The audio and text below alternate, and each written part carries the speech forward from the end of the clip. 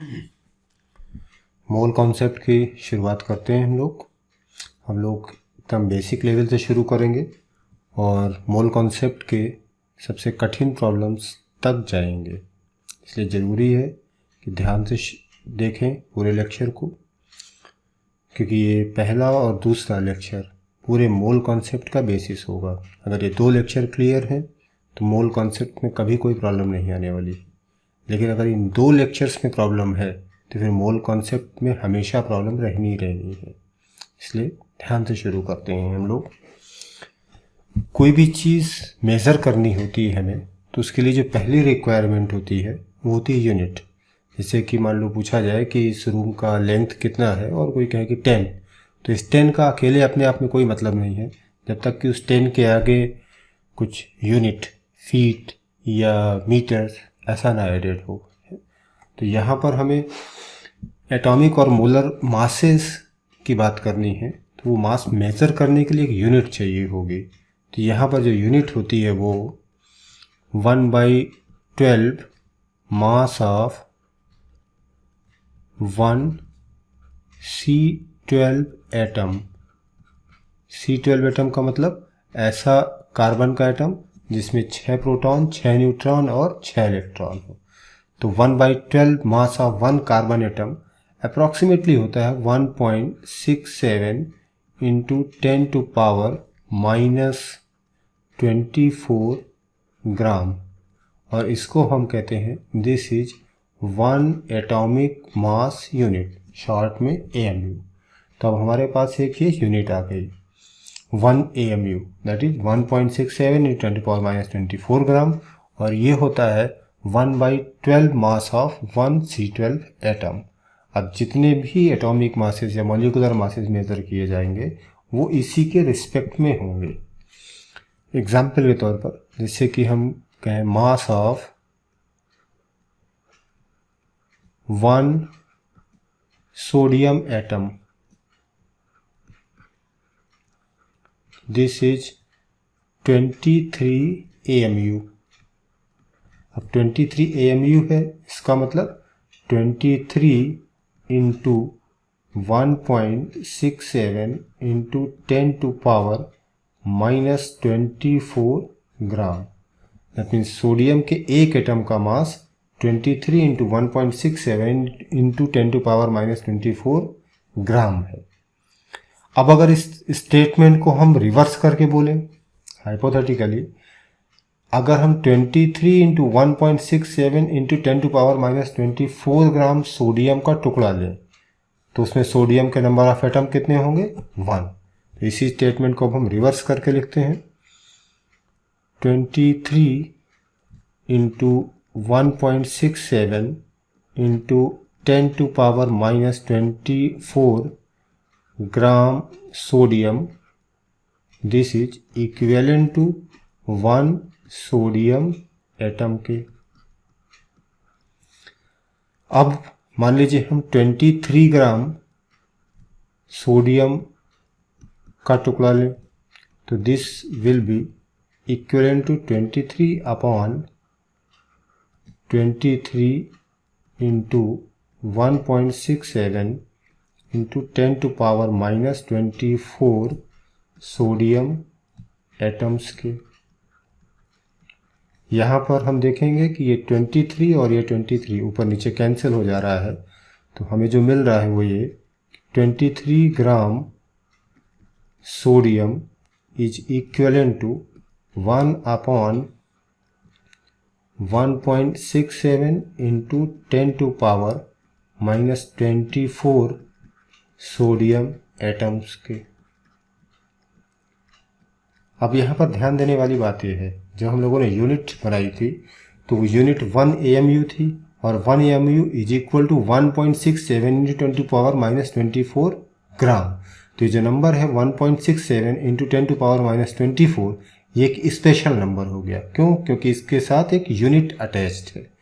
तो अगर 1.67 इंटू 10⁻⁻24 ये एक स्पेशल नंबर है, तो इसका जो इन्वर्स है 1/1.67 इंटू 10⁻⁻24 ये भी एक स्पेशल नंबर होगा, और ये होता है 23 gram sodium this is equivalent to 6.023 into 10⁻23 sodium atoms के।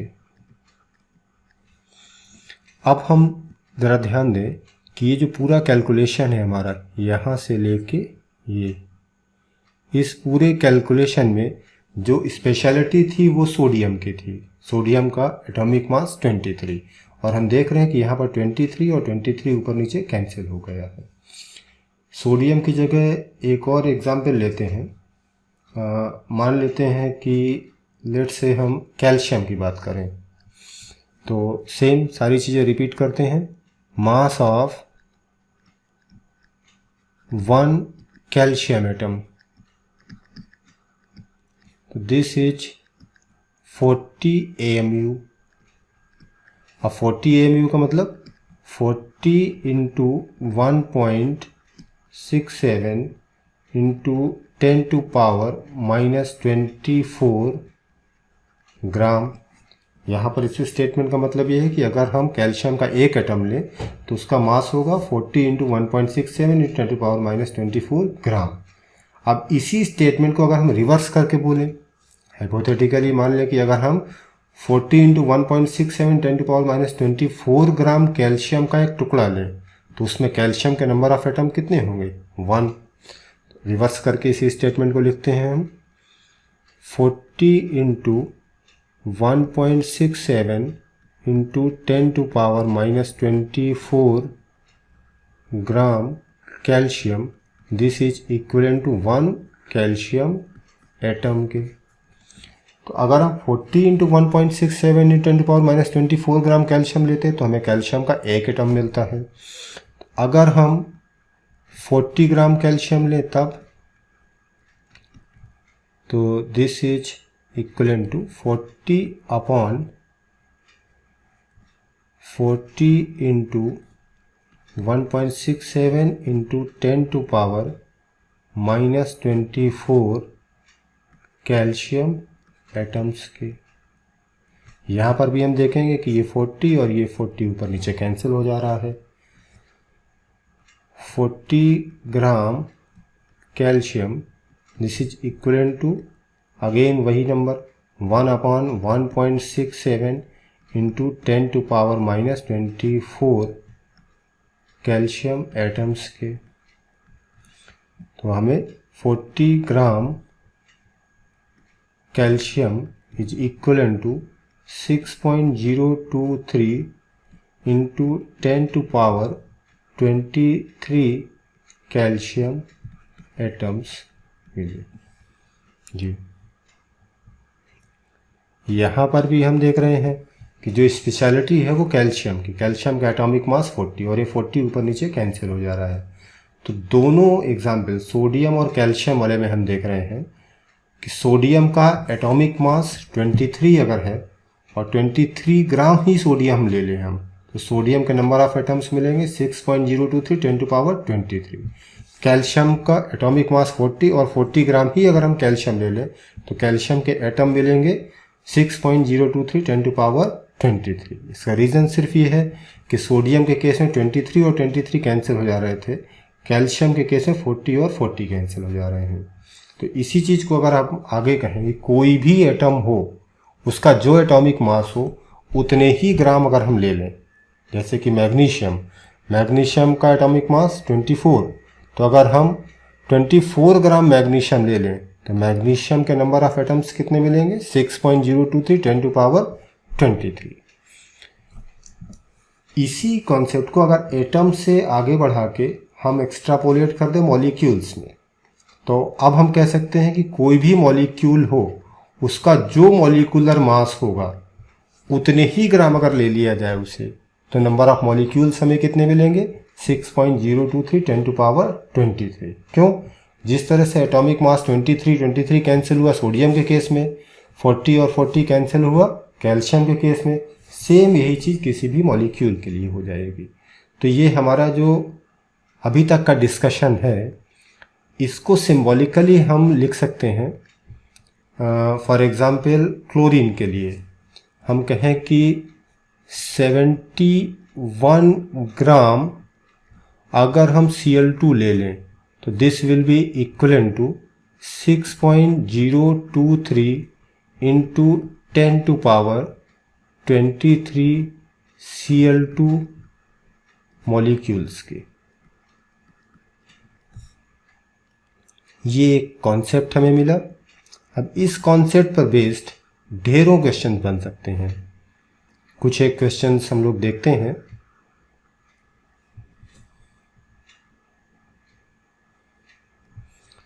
Let's say example number 1, find the number of atoms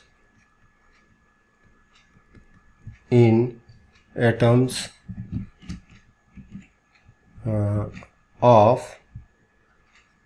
magnesium in 100 gram magnesium.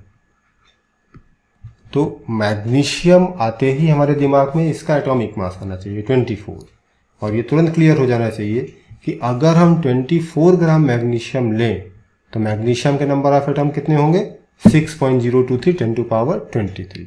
तो हम लिखें कि 24 gram magnesium is equivalent to 6.023 into 10 to power 23 magnesium atom के। हमसे पूछा जा रहा है 100 ग्राम में कितने होंगे, तो 100 gram magnesium is equivalent to this 100 upon 24 into 6.023 10 to power 23 magnesium atoms के। ये हमारा आंसर हो जाएगा। एक और एग्जाम्पल लेते हैं।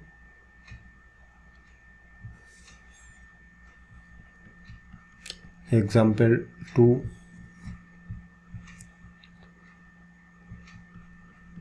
Find the number of O2 molecules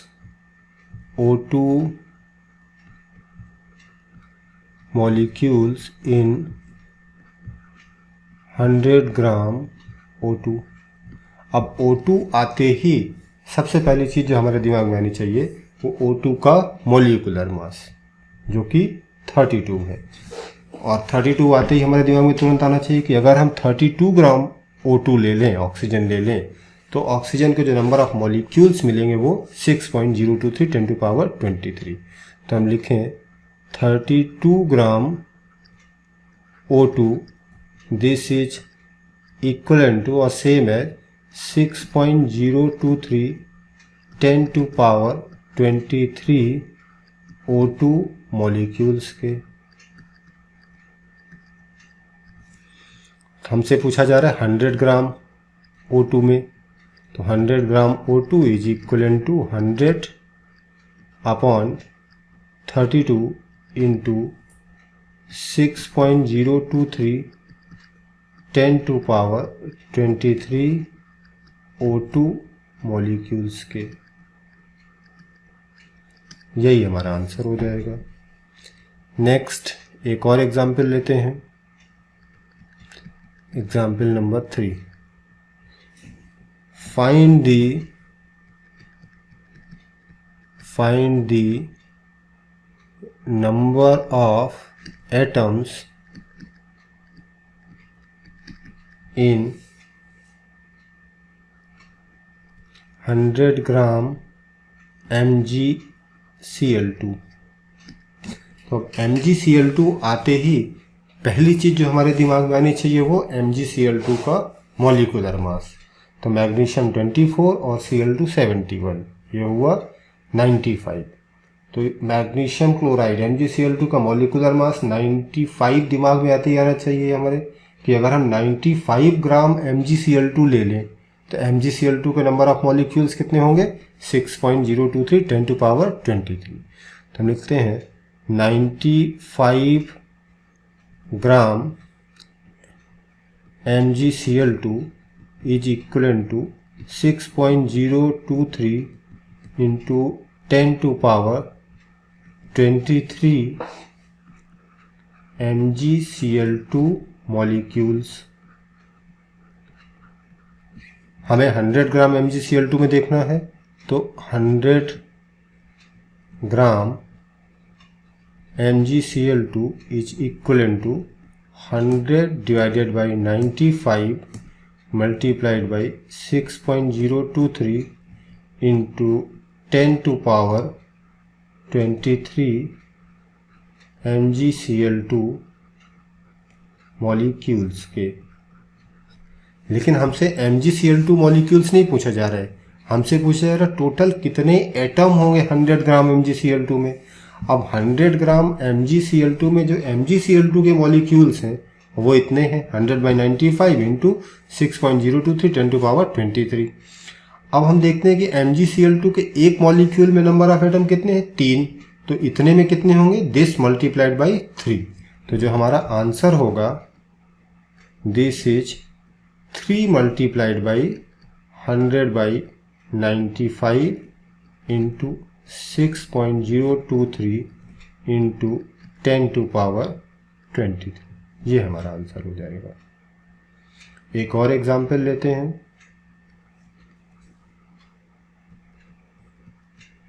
example number 4।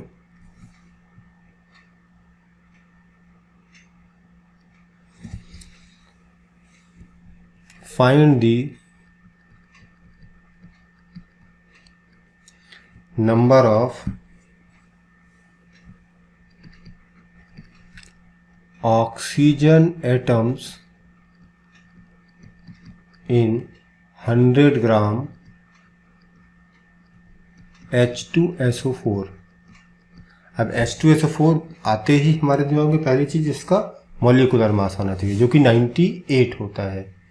98 आते ही दिमाग में आना चाहिए कि अगर हम 98 ग्राम H2SO4 ले लें तो ये इक्वलेंट होगा 6.023 into 10 to power 23 H2SO4 molecules के।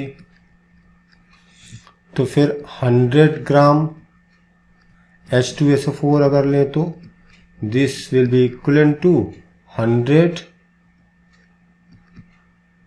divided by 98 into 6.023 into 10 to power 23 H2SO4 molecules के।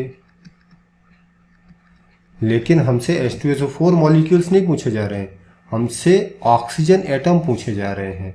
अब हम देखें यहाँ पर कि H2SO4 के एक मॉलिक्यूल में ऑक्सीजन के 4 एटम हैं, तो इतने H2SO4 मॉलिक्यूल में ऑक्सीजन के एटम कितने होंगे, this multiplied by 4।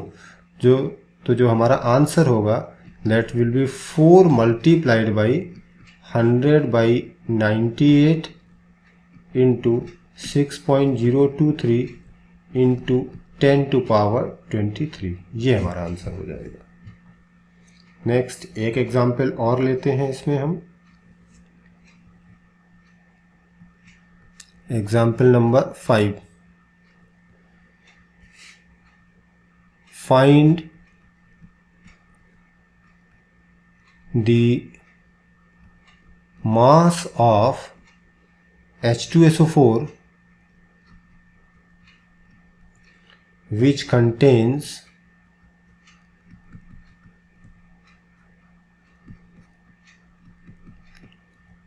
1 trillion oxygen atoms। सबसे पहले तो 1 ट्रिलियन देखते हैं, तो 1 trillion is 10 to power 12। Find the mass of H2SO4 which contains 1 trillion oxygen atoms. तो H2SO4 आते ही हमारे दिमाग में तुरंत 98 आ जाना चाहिए। 98 gram H2SO4 that means 6.023 10 to power 23 H2SO4 molecules। Find the mass of, late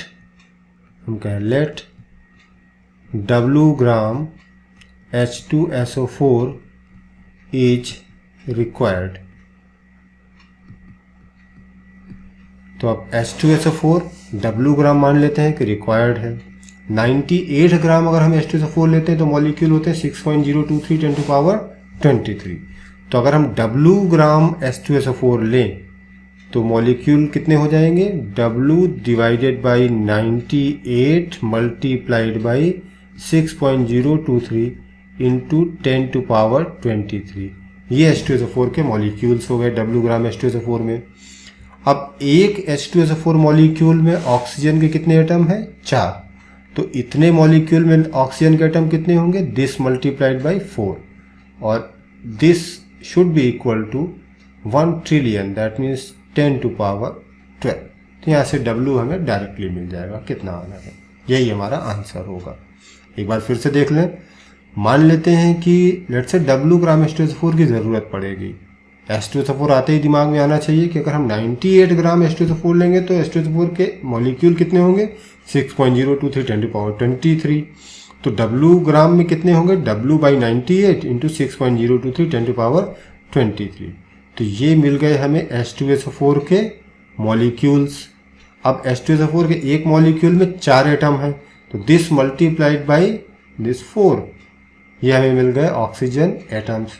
और ऑक्सीजन एटम हैं कितने, 1 ट्रिलियन। तो 1 ट्रिलियन के बराबर कर दिया, यहाँ से हमें W सीधे मिल गया। मुझे इतना ध्यान से सुनने के लिए धन्यवाद। आगे भी ऐसे ही वीडियोस प्राप्त करने के लिए आप इस चैनल को सब्सक्राइब करें।